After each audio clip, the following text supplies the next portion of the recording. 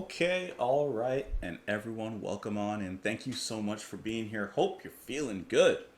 Hope you're ready to dance this mess around. I'm pretty sure, I can't hear it, but I'm pretty sure my fan is blowing into the microphone. Hold on, I'm sorry. Today, let's go ahead and finish. I'm too far. Let me go ahead and finish the B-52's. Let's finish their self-titled album, 1979, with the last two tracks here. 6060-842 and Downtown. Now, I'm showing my age in a sense, but do you guys remember not having area codes that you would have to dial before the number? You just had the number itself. I'm curious as to know, is this pretty much a number, like a phone number? Could be, or it could be something completely different. And then afterwards, we'll go ahead and see the downtown lights, and I ain't talking the Blue Nile. But let's go ahead and get into these two tracks. Thank you all so much for being here, for watching the videos, whether it's just this one or whether you've been watching for a long time, a little time, however many times you've watched. Thank you for showing up and being here. Let's go ahead and do it. We'll start with 6060-842. 6060842.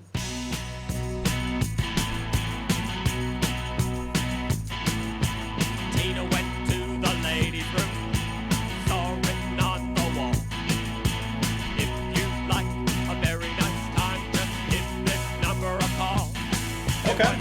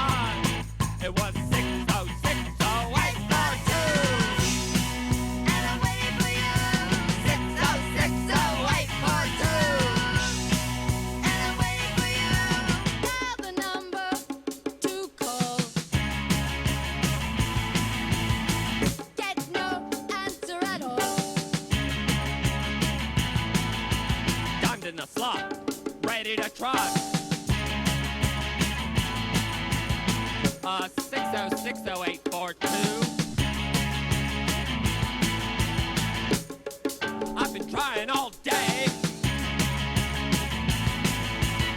and I'm making no headway. Operator, what's wrong?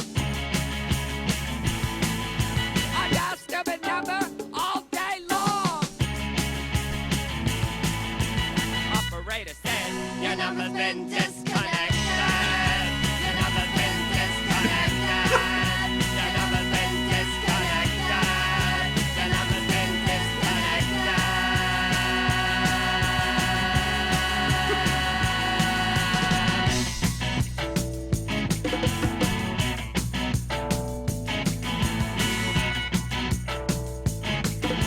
Hello? Sorry. Hello? Sorry. Hello? Sorry.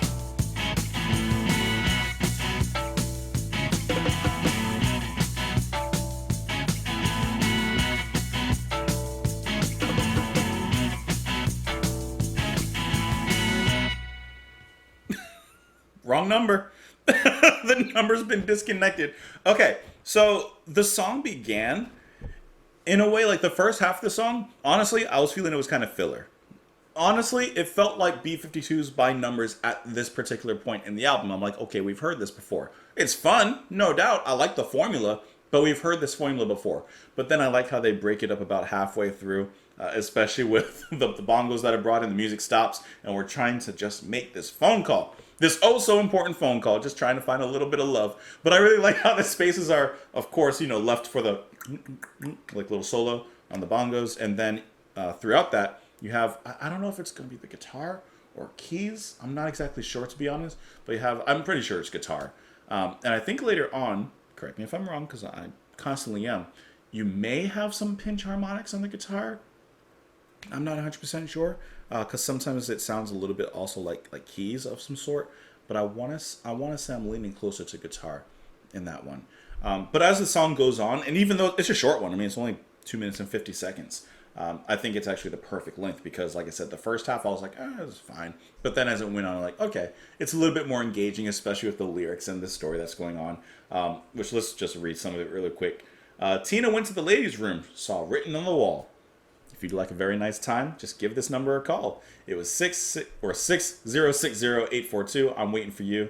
Tina reached in her pocketbook, pulled out a thin dime. Remember the time before cell phones when you had to go to a payphone or your home phone, and you got to put in a dime, put in a quarter, whatever it was. Dial the number to call, get no answer at all. Dimes in the slot, ready to trot. 6060-842. I've been trying all day, and I'm making no headway. Operator, what's wrong? I dial stupid number all day long. Listen, Tina's just trying to find some love. She's trying to dial this number. And then eventually operator said, your number's disconnected. And I love the way they kind of joyously shout out and repeat those lines. The number's been disconnected. So who knows what happened on the other line. Perhaps that number never was attached to a person anyway. It could have just been a false number they put up there. So that's hilarious. Let's go ahead and move on to the next and final track of the album, which is going to be Downtown. Let's go.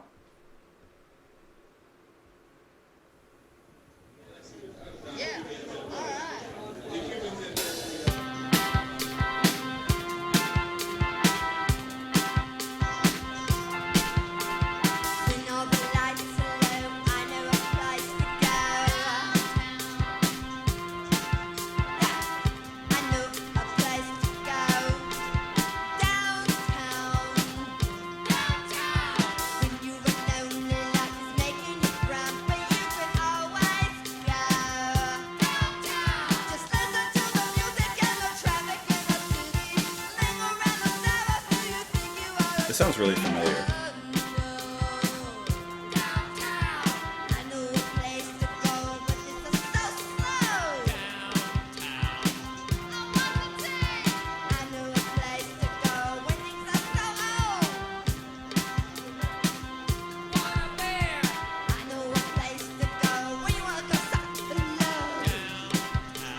When they're saying downtown, it sounds really familiar.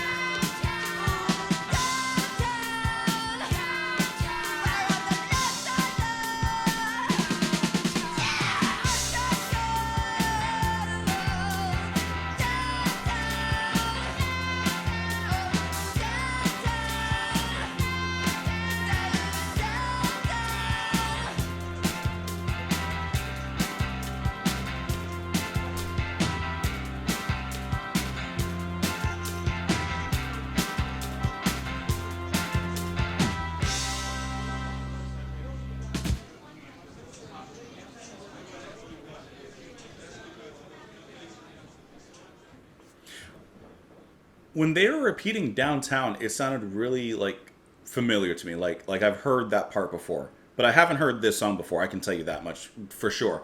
This sounds like a a Devo song where they like de-evolutionize and cut it up and they like broke it down to the very essentials. This sounds like that. I'll admit, I didn't really care for this song too much. I didn't love her singing on this one. Usually I like her singing / yelling. I like that dynamic that she has, but for some reason here, it just felt a little flat. It just felt a little boring. It wasn't until the bass entered with 30 seconds left into the track that I was like, "Oh, this kind of sounds a little. This is kind of gaining some momentum." I guess I didn't really care for the little organ in the back. Like, I don't know. The music just sounded very standstill. It didn't move, and because of that, it didn't move me. You know, if I can best explain why I didn't really particularly care for a track. Sometimes you can do the same things on a completely different track, and I'm like, I love it. Sometimes you can do those same things on the track, and I'm like, I don't like it. It's just sometimes music is just music, you know. It all hits us in completely different ways. But yeah, Downtown, I didn't really like it. I can't even think of anything to say that like I enjoyed about it. This is really like to me a middling track. It was just like, okay, that's fine. That's fine. Especially compared to like pretty much every other track here on the album has just been to me like stellar and exciting, and it's just so, you know, interesting, unique. But this one, Downtown, kind of let me down a little bit, if I'm being honest. Can't exactly explain why, but yeah. The lyrics on this one: bring all the lights low. I know a place to go. Yeah, I know a place to go downtown. When you're lonely, life is making you grumpy, you can always go. When they're saying downtown, is the way that they all come in and sing that, it just sounds familiar. You listen to just listen to the music and the traffic of the city linger on the sidewalk. I do like how throughout the song you do hear the constant sounds of a city or of downtown going on. I actually do like that effect in the music. I know a place to go when it is so slow. I know a place to go when you want to get so, or when you get so old. I know a place to go when you want to dress up in love. Think of the people. Yeah, think of the people. Maybe I'll see you there. So we're just talking about downtown. We're just talking about going downtown, which here in Orlando, I really enjoy our downtown area. Let me just check something really quick on this particular song. I'm curious. Just because that part sounds so familiar. Are they repeating lines from another song? B-52's Downtown. There's something about it that just has me wondering. Okay, so I do see that Frank Sinatra also has a song from 1966 called Downtown. Let me just pull him up real quick.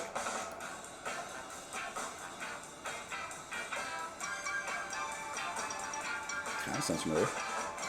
Let me skip. When you're alone and life is making you lonely, you can That part. always go downtown. Okay. All right, so this is a cover basically. This is a cover. So who did Frank Sinatra do the original? It looks like actually Petula Clark did the original. Downtown is a song written and produced by Tony Hatch. The 1964 version recorded by Petula Clark became an international hit. Let's see if we can find that one really quick.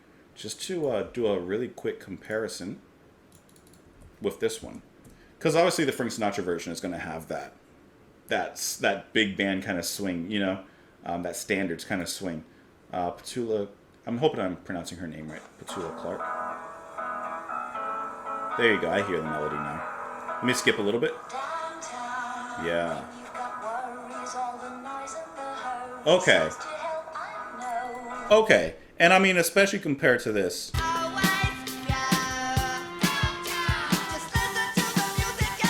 Okay. You know, hearing that makes me appreciate this actually a lot more. I still don't care for it that much, but it makes me appreciate it a little bit more. I do like how they completely changed up the music. It's completely different. It's like Devo's cover of, oh my god, you know, the Rolling Stones. I'm forgetting the name of the track, but you know what I mean. It's like completely different, put through their style, their filter, and you get like the same song, just very unique. That's cool. I do like how they took the cover and adapted it to their own musical and creative style. That's cool. I like that. I may not care for it, but I can appreciate it in that regard, you know? That's awesome. I like that. Anyways, let me know what you thought of this absolutely stellar album, because this was really fun to listen to. I'm glad we took the time to go through this one. Please let me know your thoughts. Let me know your favorite tracks. Let me know your least favorite tracks here on the album. I'd be happy to read them. Otherwise, enjoy the rest of your day. Don't forget to follow me on Twitter if you're ever so interested. You can support myself and the channel on Patreon. But for now, enjoy the rest of your day. I'll see you guys later. Bye.